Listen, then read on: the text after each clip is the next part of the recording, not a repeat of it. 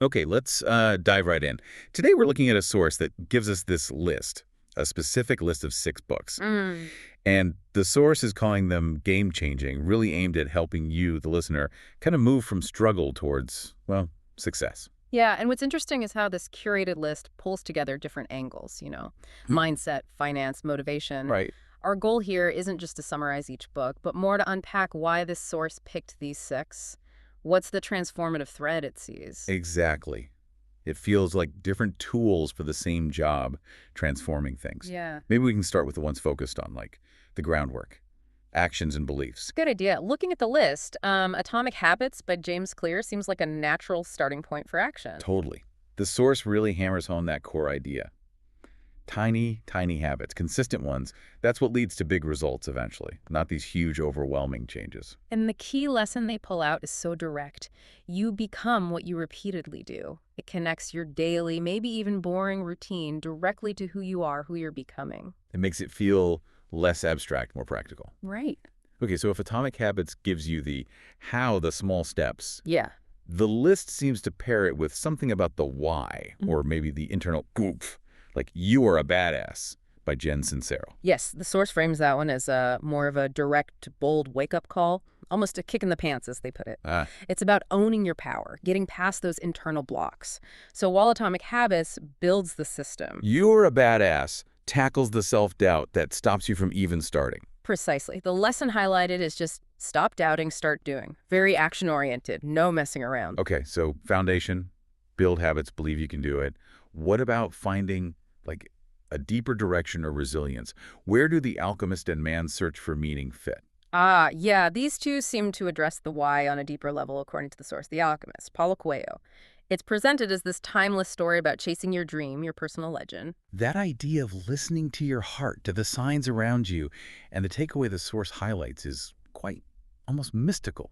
When you follow your purpose, the universe conspires to help you. It suggests this alignment, right? Once you commit, things start clicking into place. Mm-hmm. Then you pair that with Viktor Frankl's Man's Search for Meaning. And that's a stark contrast. It moves from finding purpose in dreams to finding it, well, in the face of unimaginable suffering. The source really emphasizes turning pain into purpose with this one. Absolutely. And the lesson drawn from Frankl's experience in the concentration camps, it's incredibly powerful. When you find meaning, you find strength. Wow. It says you can endure almost anything if you have that core reason why. So one pulls you forward with purpose, the other anchors you with meaning when things get tough. Okay. Right. And no transformation discussion is really complete without touching on money, is it? The source includes 2 books for that. First is Rich Dad, Poor Dad, Hmm. Rob Kiyosaki.